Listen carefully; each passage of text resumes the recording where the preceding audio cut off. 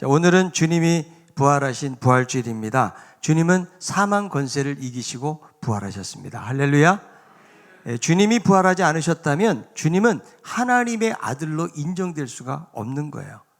주님이 살아생전에 아무리 탁월한 말씀과 능력을 소유했다고 할지라도 죽음을 이기지 못했다면 한낱 우리와 같은 인간에 불과한 것입니다.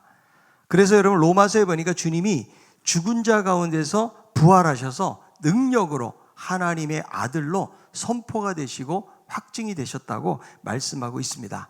만약에 주님이 이 세상에 오시지 않았다면 인간은 다 죽음과 멸망 가운데 거할 수밖에 없습니다. 그러나 주님이 오셔서 부활하심으로 죽을 수밖에 없는 인류의 운명을 깨트리시고 영원한 새 소망을 주신 거예요. 그래서 여러분, 부활의 소식은 복음이고 가장 최고의 기쁜 소식이라고 말할 수가 있는 것입니다. 여러분, 우리가 살면서 가장 무섭고 피하고 싶은 것이 무엇일까요? 바로 죽음이에요. 이 죽음의 문제는 아무도 해결할 수가 없습니다. 여러분, 살면서 왜 불안하고 힘이 드는 것일까요? 왜 건강 문제로, 사는 문제로 걱정하십니까? 더 깊이 들어가 보면 조금이라도 죽음의 문제와 연관이 될 때 불안한 거예요. 잘 생각해 보면 우리들의 가장 큰 불안과 걱정과 두려움 속에는 결국 죽음과 연관이 되어져 있다는 거예요. 우리는 작은 일에도 걱정하고 염려하지만 진짜 무섭고 두려운 것이 무엇입니까? 죽음의 그림자를 만나게 될 때 가장 두렵고 불안한 거예요. 그래서 여러분, 우리가 살아가면서 혹시 큰 병 걸릴까 봐 걱정하는 이유가 무엇입니까? 바로 죽음과 연관되어져 있기 때문에 그렇다는 거예요. 여러분, 우리가 죽는다는 것은 알지만 이 죽음은 하나의 신비와 비밀로 남겨져 있습니다. 우리는 한 번도 죽음을 경험해 보지 않았기 때문에, 한 번 정도 경험을 했다고 그러면 더 이상 두렵지 않을 텐데요. 여러분, 코로나도 한 번도 경험을 안 해봤기 때문에 두려운 거예요. 저처럼 한 번 걸렸다 나은 사람은 2판 4판이에요. 뭐 걸릴 거 두려워하지 않아요. 왜? 한 번 경험해 봤기 때문에 두려움이나 불안감이 사라지는 거죠. 인간에게 있어서 죽음이라는 것도 마찬가지죠. 내가 경험을 못 해봤기 때문에 죽음의 정체가 무엇인지, 죽음 후에 어떻게 되는지, 그리고 죽음 후에 벌어질 일들에 대해서 알지 못하기 때문에 우리가 불안하고 두려운 것이죠. 죽음은 인간이 가지고 있는 소망과 기쁨과 여유로움을 다 빼앗아가 버려요. 여러분, 이 죽음은 어디서 온 것입니까? 바로 죄의 삭시라고 이야기해요. 그래서 아담의 범죄에 의해 태어나는 모든 인류에게 죽음이 적용되어서 죽음은 인간에게 절대적인 권력을 휘두르는 폭군으로 행사해 온 거예요. 어느 누구도 예의 없이 죽음의 자리에 들어갈 수밖에 없다는 거죠. 어거스틴은 죽음에 대해 말하기를, 이 세계의 모든 것은 불확실하지만 그러나 죽음만큼은 확실하다. 자, 옆에 있는 분에게, 당신이 죽는다는 사실만큼 확실한 것은 없습니다. 네, 부활절날 기분 나쁘지만 할 수 없어요. 우리는 한 사람도 예의 없고 변경할 수 없다는 사실은 언젠가 죽음으로 끝난다는 거예요. 그래서 빅톨 리고는 말하기를, 우리는 다 사형 선고를 받은 자다. 단지 유예되고 있을 뿐이다 라고 말을 했습니다. 그러나 예수님이 세상에 오셔서 부활하심으로 죽음은 권세를 휘두르지 못하게 되었다는 거예요. 예수 그리스도는 우리가 필연적으로 맞닥뜨려야 될 죽음의 문제를 해결해 주셨다는 것입니다. 여러분, 타 종교에는 부활을 이야기하지 않아요. 왜냐하면 종교를 아무리 창시하고 사람들의 숭배를 받는다고 할지라도 죽음 앞에서는 인간의 한계를 느낄 수밖에 없는 거예요. 아무리 탁월하게 세상의 이치를 이야기를 잘 한다고 할지라도 죽음 앞에서는 더 이상 나아갈 수가 없는 거예요. 그것이 바로 인간이 가지고 있는 한계예요. 죽음의 문제를 해결할 수가 없다는 거죠. 여러분, 중국의 유교의 창시자라고 말할 수 있는 공자에게 사람이 죽은 다음에 세계에 대해서 누가 물어봤어요. 제자가. 그랬더니 이렇게 말합니다. 살아있는 것도 다 알지 못하는데 죽은 다음으로 어떻게 알겠느냐. 여러분, 불교의 석가모니도 사람이 죽은 다음에 죽음을 극복할 수 있는 문제에 대해서 물었을 때에 사람마다 다 죽게 되어지고 생명이 있는 것은 반드시 멸망한다. 여러분, 이것이 인간이 갖고 있는 한계예요. 죽음의 문제는 여러분 해결할 수가 없는 것입니다. 아무도 알 수가 없어요. 그런데 성경은 사람이 죽은 것으로 끝나는 것이 아니라는, 죽음 이후의 세계가 분명히 있다는 것을 말씀하고 무엇보다도 부활에 대해서 말씀해 주고 있다는 거예요. 여러분, 타 종교는 뭐 구원이라는 명목으로 여러 가지를 말할 수 있을지는 몰라도 부활에 대해서 말하는 종교는 없어요. 그건 기독교밖에 없는 것이다. 자, 그런데 문제는 우리가 이 부활에 대해서 믿고 있느냐는, 아무리 예수님께서 부활하셨다 할지라도 이 사실을 믿지 않는다면 아무런 소용이 없는 거예요. 여러분에게 질문해요. 오늘 예배드리는 여러분들은 예수님이 이 세상에 오셔서 십자가에 죽으시고 사흘 만에 부활하신 사실을 믿습니까? 여러분 스스로에게 한번 질문을 해보세요. 왜냐하면 이것은 너무너무 중요한 문제, 구원에 관련된 문제이기 때문에. 로마서 10장 9절에 있는 말씀이에요. 내가 만일 내 입으로 예수를 주로 시인하며 또 하나님께서 그를 죽은 자 가운데서 살리신 것을 내 마음에 믿으면 구원을 받으리라. 구원을 받기 위해서는 내 입으로 예수 그리스도를 주라고 시인하고, 또 하나는 뭐예요? 하나님이 그분을 살리신 이 부활 사건에 대해서 믿을 때에 구원이 주어지게 되어진다는 거예요. 만약에 예수님이 십자가에 죽으시고 부활이 없다면 예수님은 한낱 인간에 불과해요. 죄와 사망을 이기지 못하는 죄인에 불과한 것입니다. 그러나 주님은 부활하셨기 때문에 온 세상의 주님으로, 그리고 그분이 바로 우리의 진정한 구원자가 되심을 선포해 준 거예요. 여러분, 예수님의 부활은 신비, 이것은 미스테리라고 말할 수가 있어요. 우리의 이성으로 알아지거나 이해되는 것이 아니라는 거예요. 여러분, 그래서 부활은요, 믿음으로 받아들여야 돼요.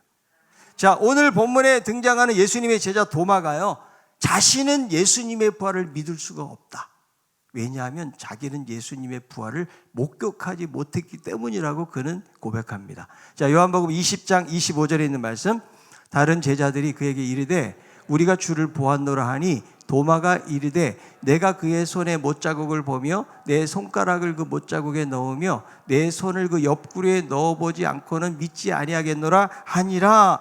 여러분, 도마가 자기가 확실하게 손으로 좀 만져보고 눈으로 확인을 해야 믿을 수 있겠다. 지금 믿지 못하겠다라는 말은요, 이중 부정을 사용하거든요. 그래서 결단코 믿을 수가 없다. 여러분, 보통 여러분 이 도마를 의심이 많은 회의주의자라고 이야기하지 않습니까? 그런데 여러분, 도마만 그런 것은 아니라는 거예요. 다른 제자들도요, 이 부활을 한결같이 받아들이지 못했어요. 자, 마가복음 16장 11절, 그들은 예수께서 살아나셨다는 것과 마리아에게 보이셨다는 것을 듣고도 믿지 아니하니라. 지금 막달라 마리아가 예수님의 부활을 목격하고 제자들에게 이야기했는데 듣고도 믿지 아니했다는. 여러분, 예수님이 살아생전에요, 이 부활에 대한 이 순한 예고에 대해서 몇 차례 말씀하셨거든요. 자, 마태복음 16장 21절, 이때로부터 예수 그리스도께서 자기가 예루살렘에 올라가 장로들과 대제사장들과 서기관들에게 많은 고난을 받고 죽임을 당하고 제3일에 살아나야 할 것을 제자들에게 비로소 나타내시니, 이것을 몇 차례 계속 반복해서 말씀하시는데 어떤 제자도 예수님의 십자가 사건 부활에 대해서 깨닫거나 알고 있는 제자들은 없었다는 거죠. 여전히 그들은 믿지 못하고 있는 거예요. 자, 오늘 여러분 본문 속에서 제자들이 믿는 이유는 뭘까요? 안식 후 첫날 그들이 모여서 예배하고 있었겠죠. 유대인들이 무서워가지고 문을 잠그고 있는데, 자, 그런데 예수님이 찾아오세요. 그 예수님이 시간과 공간을 초월하셔가지고 예수님께서 친히 여기에 찾아오신 것이죠. 그래서 제자들이 믿는 이유는 뭐예요? 부활하신 주님을 이들이 눈으로 목격했기 때문에. 근데 문제는 뭐냐면 도마는 결석을 해가지고 여기 없었다는 거예요. 그러니까 도마가 답답한 노릇이죠. 다른 제자들은 다 부활하신 주님을 눈으로 보았다고 그러는데 자기가 없어가지고 참석을 못했기 때문에 그는 부활의 주님을 만나지 못했던 거예요. 여러분들이 예배에 결석하지 말아야 될 이유를 아시겠죠? 부활하신 주님을 못 만나는 수가 있다는 거예요. 여러분, 우리들도요, 확실함을 위해서 눈으로 확인하려고요. 만약에 여러분 예배 시간에 예수님을 제자들처럼 눈으로 볼 수만 있다면 지금보다 더 확실하게 믿지 않을까요? 제가 뭐 매주마다 설교 안 해도 될 것 같아요. 여러분들이 예수님 한 번만 딱 보면 그때부터 우리의 삶이 달라지지 않을까. 여러분, 우리는요, 사실 주님을 못 봤거든요. 주님은 뭐 영이시기 때문에, 하나님은. 그러다 보니까 내가 마음에 확신하고 주여 믿습니다, 믿습니다, 주님이 살아계심을 믿습니다 라고 고백하지만 정말 주님이 계신 것일까? 때로는 여러 가지 의심이 우리에게 찾아오게 될 때도 있다라는 거죠. 그래서 여러분 우리들도 이 제자들처럼 우리가 눈으로 한 번만 확인하면 좀 잘 믿을 것 같은 이런 고백을 할 수 있다는 거죠. 그런데 여러분 우리가 보는 것을 통해서 믿는다는 것은 우리 이성에 호소를 하는 거예요. 내가 눈으로 보니까. 여러분 죽은 자가 살아났다 믿겠어요? 안 믿겠어요? 안 믿어요. 어떻게 죽은 자가 살아나요? 그런데 내가 병원에서 죽은 자가 살아나 눈으로 봤다. 그럼 믿겠어요? 안 믿겠어요? 믿는 거죠. 우리 이성이 보니까 맞네. 그래서 여러분 거기에 대해서 생각을 하는 거죠. 그러나 우리가 이성으로 이해하고 받아들이고 본다고 해서 하나님을 잘 섬기는 건 아니라는 거예요. 여러분 이스라엘 백성들 보세요. 구약의 이스라엘 백성들, 그들은 광야 생활하면서 밤에는 불기둥, 낮에는 구름기둥, 날마다 하늘에서 만나가 내려왔어요. 반석에서 물이 나오고 이런 놀라운 경험들을 했지 않았어요? 그런데도 그들이 하나님을 잘 믿은 거 아니에요. 내가 만약 이스라엘 백성들 중에 하나였다 그러면 여러분 애굽에서 10가지 재앙을 통해서 애굽 사람들은 다 고통을 당하는데 그 재앙 가운데서 보호하신 그 하나님을 경험했다 그러면 아무리 홍해가 놓여져 있다고 할지라도 원망이나 불평은 안 할 것 같아요. 이런 놀라운 기적과 권능으로 살리신 하나님이 이 홍해바다 하나를 못 건너게 하시겠어요? 아멘 했을 것 같아요. 그런데 이스라엘 백성들 보세요. 결코 그들은 원망하고 불평하고 하나님의 살아계심을 그들은 기적을 보고 경험했음에도 불구하고 불신하는 그런 모습을 보면서 여러분 그런 모습이 우리의 모습이에요. 우리도 눈으로 보면 내가 이성적으로 이해를 하면 잘 될 것 같고 잘 믿을 것 같잖아요. 그런데 사람은 결국 그렇지 않아요. 내가 과거에 병 낫는 것을 보고 또 놀라운 기적을 경험해야지 예수 잘 믿을 것 같죠. 그러나 시간이 흐르다 보면 자꾸 잊어버려요. 그래서 우리의 신앙이 정말 건강한 신앙이 되어지고 흔들리지 않는 신앙이 되기 위해서는 말씀을 보고 믿어야 된다는 거예요. 아멘. 물론 체험도 중요해요. 경험도 중요해요. 근데 체험이나 경험이라는 것은 여러분 시간이 지나가 버리면 그것을 그때만큼 기억을 못하기 때문에 그것이 중요하다는 것이죠. 그래서 여러분 본다고 해서 모든 것이 해결되는 게 아니에요. 자, 마태복음 28장 17절에 있는 말씀 보세요. 예수를 배웠고 경배하나 아직도 의심하는 사람들이 있더라. 아니지, 부활하신 예수님을 앞에서 경배하는데 속으로 어떻게 하고 있다고? 저기 예수 맞나? 그리고 의심하는 사람들이 있더라는 거죠. 본다고 해결되는 것이 아니고 본다고 더 잘 믿게 되는 것도 아니라는 거죠. 그래서 여러분 지금 도마뿐만 아니라 제자들도 다 보고 믿으려고 했지 보지 않고 믿으려고 하는 믿음이 이들에게는 없었어요. 여러분 마찬가지 우리들도 지금 안 보고 믿고 있기 때문에 신앙생활에 의심을 하게 되어진다고. 하나님이 정말 확실하게 여러분 살아계시고 믿으세요? 근데 때로는 하나님은 없는 것처럼 산다니까요. 하나님이 어디로 사라졌어요? 여러분 내가 죽으면 천국에서 눈을 뜨게 될 줄로 믿습니까? 아니 그때 가봐야 알지 어떻게 아냐는 거예요. 예? 그게 뭐냐면 우리가 확실하게 믿는 것 같지만 때로는 의심의 그림자들이 우리에게 찾아온다는 거예요. 여러분 스코틀랜드의 종교교육자 존 낙스가요 그의 영혼이 하나님의 모든 약속을 의심스럽다라고 부르며 하나님을 대적하여 품게 된 분노와 경노와 붕괴로 가득 찬 어두운 한때를 보냈다 그런 고백해요. 종교개혁자는 마틴 루터가 슬프게 인정합니다. 일주일이 넘도록 그리스도는 완전히 잊혀졌습니다. 저는 하나님의 대적한 절망과 하나님에 대한 불경으로 흔들렸습니다. 이렇게 믿음이 좋았던 종교개혁가들도 의심에 시달렸다는 거예요. 그러니까 여러분 의심이라는 것은 누구에게나 찾아올 수가 있다는 거예요. 의심 자체가 잘못된 것이 아니에요. 아무리 믿음이 좋은 사람이라고 할지라도 그냥 불현듯 이 의심이 찾아오게 되어진다는 거예요. 여러분 성경에 세례 요한만큼 믿음 좋은 사람은 어디 있어요? 예수 그리스도를 예비하고 예수님에게 세례를 주고 세상 죄를 지고 가는 저 어린 양 보라고 그랬는데 감옥에 갇혀 있으니까 풀려날 기미가 없으니까 제자들을 보내서 묻습니다. 마태복음 11장 3절 예수께 여짜오되 오실 그이가 당신이 오니까 우리가 다른 일을 기다려요. 아니 예수님이 당신이 메시아 맞습니까? 아니면 다른 메시아를 기다려야 됩니까? 여러분 예수님이 여자가 낳은 자 중에 정말 최고의 선지자라고 예수님께서 칭찬을 해주셨는데 이런 세례 요한에게도 의심이 찾아왔다는 거죠. 그래서 여러분 우리의 신앙은 한 번 받아들여지는 것으로 끝나는 것이 아니라는 거예요. 여러분 결혼 생활하면서 이런 생각 해본 적이 있어요? 이 사람이 정말 맞나? 그런 생각 아무도 안 하시죠? 그때는 정말 이 남편 될 사람이 너무 잘해줄 것 같고 아내가 너무너무 잘해줄 것 같은데 살다 보니까 회의가 생기는 거예요. 이 사람 정말 그 사람 맞아? 사람이 변하거든요. 여러분 결혼 한 번 했다고 해서 모든 것이 끝난 것 같지만 또 다른 시작이에요. 내가 결혼했기 때문에 모든 것이 저절로 이루어진다라고 생각하는 것은 착각이라는 거죠.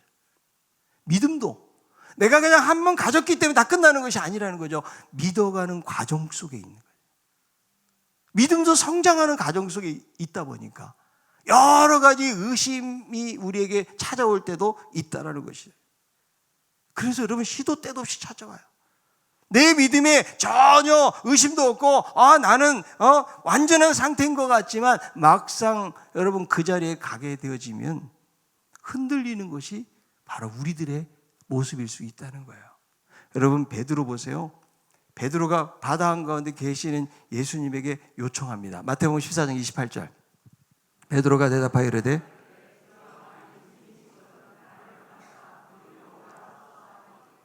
아니 얼마나 대단한 믿음이에요. 여러분 제자 중에서 이 베드로처럼 바다 한번 걸어보겠다고 그렇게 예수님이 요청한 사람이 있어요? 한 사람도 없어요. 대단한 믿음이에요. 그리고 주님 말씀만 하옵소서 그러고요 그냥 풍덩 뛰어 들어가요. 성질이 급해가지고. 근데 믿음 아니에요 여러분. 믿음. 그런데 바다를 걷는 거예요. 어떻게 바다를 걸을 수가 있겠어요? 이 베드로가 예수님을 바라보면서 걸을 때는 바다까지 걸었다고요. 지금 다른 제자들은 그야말로 멘탈 붕괴, 그리고 그냥 깜짝 놀래가지고 휘둥그레한 눈으로 쳐다보고 있겠죠. 그런데 이렇게 믿음 좋은 베드로가 바다 위를 걷다가 그만 물속에 빠지게 됩니다. 이유가 있죠. 마태복음 14장 30절. 바람을 보고 무서워 빠져가는지라 소리질러 이르되 주여 나를 구원하소 하니. 지금 예수님을 바라보고 갈 때는 무리를 걷다가 지금 자꾸 풍랑이 일어나고 바람을 보면서 무서워하니까, 환경을 보고 무서워하니까 바다에 빠져들어가요. 예수님 뭐라고 그러세요? 믿음이 작은 자요 왜 의심하느냐. 여러분 우리도 믿습니다. 그리고 내가 바다 위라도 걷겠습니다. 이런 강력한 믿음 가지고 나아가지만 그러나 막상 환경, 우리에게 찾아오는 환경 앞에서 의심하는 자리에 빠질 수가 있다는 거예요. 그러니까 여러분 한번 내가 든든한 믿음을 가졌다고 해서 이것으로 다 해결된 것이 아니라는 거죠. 아무리 믿음을 가지고 있어도 얼마든지 흔들릴 수 있고 의심할 수 있고 배반할 수 있는 것이 우리들의 믿음일 수 있다는 거죠. 여러분 도마가요, 저는 이해가 돼요. 도마가 다른 제자 다 봤는데 자기만 못 봤잖아요. 나도 내 눈으로 직접 확인하지 않고서는 못 믿겠다는 말, 이것 자체가 저는 당연한 말이라고 생각이 들어요. 여러분 도마도 의심을 했지만 그러나 도마에게는 주님을 만나고 싶은 열망이 있는 거예요. 부활의 주님을 내가 만나고 싶다. 그래서 주님은요 부활에 대해서 의심하고 있는 도마에게 찾아오세요. 그를 책망하기 위해서가 아니고 그의 믿음을 확실하게 심어주시기 위해서 오셔서 말씀하시는데, 자 요한복음 20장 27절이에요. 도마에게 이르되 내 손가락을 이리 내밀어 내 손을 보고 내 손을 내밀어 내 옆구리에 넣어보라. 그리하여 믿음 없는 자가 되지 말고 믿는 자가 되라. 주님은 자신을 원하는 자에게 찾아오세요. 도마처럼 의심하고 있는 자에게 찾아오셔서 예수님을 향해서 믿음을 가지라고 말씀하세요. 도마야, 내 손을 이렇게 내밀어 내 손을 보아라. 내 손을 내밀어서 내 옆구리에 한번 집어넣어 봐라. 여러분 처음에 예수님 나타날 때 도마가 없었잖아요. 그때 도마가 했던 말을 지금 예수님이 동일하게 그 말씀을 하시면서 말씀하고 있는 것이죠. 여러 제자들이 있지만 마치 도마 한 사람 있는 것처럼 예수님께서는 의심 많은 이 도마에게 확실한 믿음을 심어주고 있다는 거예요. 한번 네가 한번 해봐. 그리고 무슨 말씀하세요? 믿음 없는 자가 되지 말고 믿는 자가 되라. 여러분 이게 오늘 메시지의 핵심이에요. 다른 거 다 잊어버려도 되는데 이거 잊지 마세요. 믿음 없는 자가 되지 말고 믿는 자가 되라. 자 옆에 있는 분에게 해보겠습니다. 시작.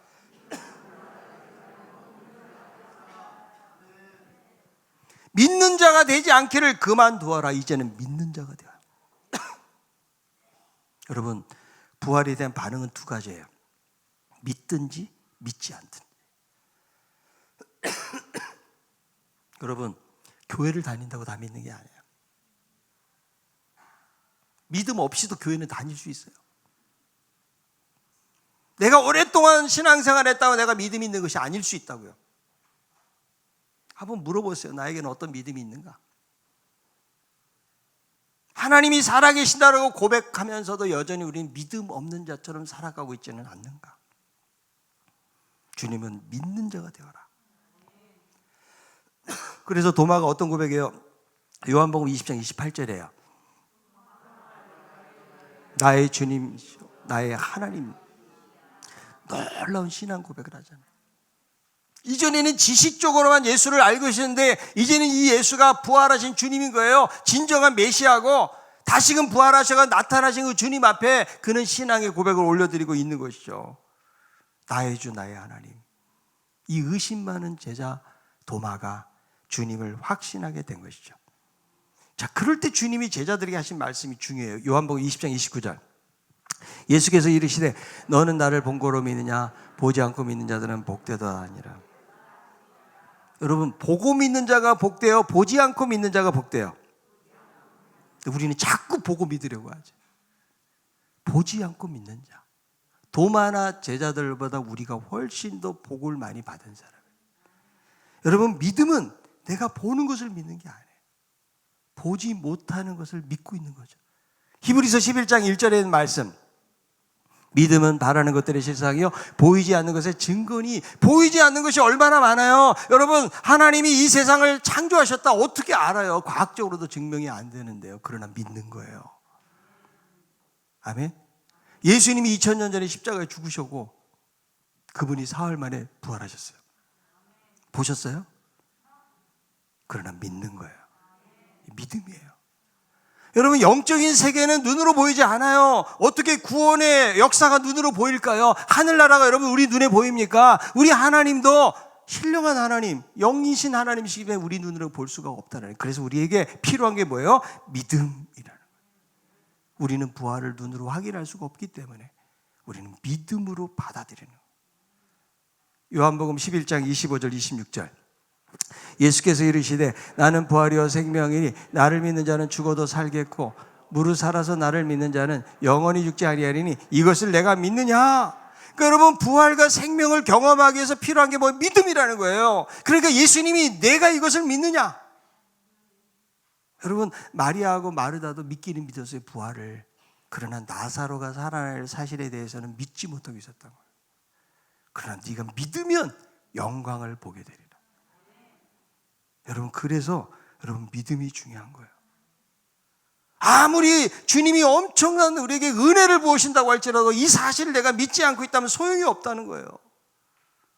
우리는 여러분 도마처럼 살아계신 주님을 확인할 수가 없어요. 그분의 손바닥을 볼 수도 없고 옆구리를 만져볼 수도 없어요. 그러나 믿는 거예요. 그분이 사흘 만에 부활하셔서 우리의 진정한 주님이 되시는 사실에 대해서 우리는 고백하고 믿는 것이죠. 그래서 그런 의미에서 우리는 보지 않고 믿기 때문에 도마나 제자들보다 훨씬 더 복 있는 사람이에요. 자, 옆에 당신이 훨씬 복 있는 사람입니다. 여러분, 주님이 우리를 대신해서 죽으시고 살아나지 않으셨다면 우리는 영원한 죽음의 자리로 가게 되어지는 거예요. 그런데 예수님이 부활의 첫 열매가 되셨기 때문에 부활의 산 소망을 우리에게 주신 거예요. 여러분, 부활은요 이전의 모습으로 돌아가는 게 아니에요. 신령한 몸으로 부활이 돼요. 그래서 여러분, 성경은요 죽었다라는 표현을 잘 쓰질 않아요. 잠을 자고 있다. 여러분, 어젯밤에 주무셨죠? 아침에 부활하신 거예요. 그러니까 우리 눈으로 볼 때 죽음이라는 것은 영원한 끝으로 여겨지지만 그러나 주님의 눈으로 볼 때 그건 잠자고 있는 거예요.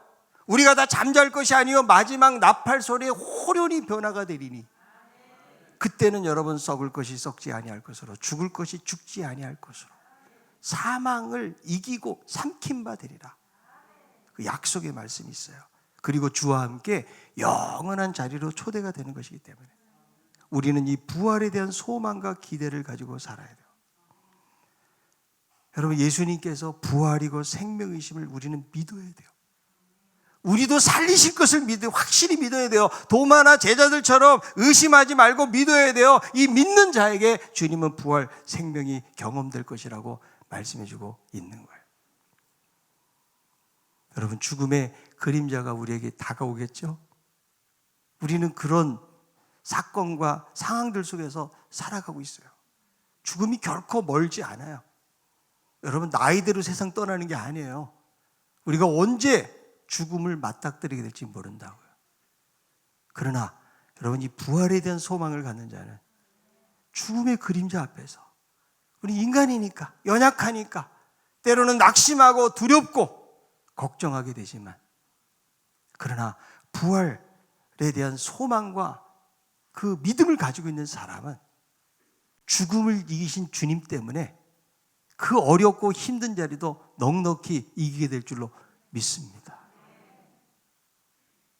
우리 인생을 돌아보면 죽음의 그림자가 점점 가까워지는 나이로 가게 되어지면, 그러면 힘들어요. 근데 겉사람이 후패해 가는 것으로 낙심하지 말라고 성경이 이야기하거든요. 우리가 제대로 된 신앙을 가졌다면 나이가 들고 힘이 들수록, 내가 주님 만날 날이 가까워졌구나. 내 몸이 신령한 몸으로 부활될 때가 이제 가까워졌구나. 그것 때문에 더 기대감을 가져야 되는 거 아니겠어요? 우리 어르신들도 웃으면서 사셔야 되고, 저도 이제 늙어가는 처지에 있기 때문에 저도 이제 더 기쁨으로 살아야겠다. 암울한 인생의 그림자들이 우리에게 드리워질 때 부활하신 주님을 우리는 바라봐야 돼요. 이 부활절을 맞이하면서 나에게는 정말 믿음이 있는가? 나는 보지 않고도 그런 확신과 믿음 속에 살아가고 있는가? 아니면 교회를 다니긴 다녔는데 별로 믿음 없이 혹은 의심하면서 살고 있지는 않는가? 주님은 믿는 자가 되어라. 오늘 이 약속의 말씀을 여러분 믿고, 그럼 담대하게 세상을 향해서 나아갈 수 있는 우리 모든 성도들이 다 될 수 있기를 바랍니다. 부활에 대한 놀라운 기쁨, 또 생명에 대한 기대감을 가지고 믿음 안에서 승리하는 삶을 살아갈 수 있는 우리 모두가 다 될 수 있기를 바랍니다.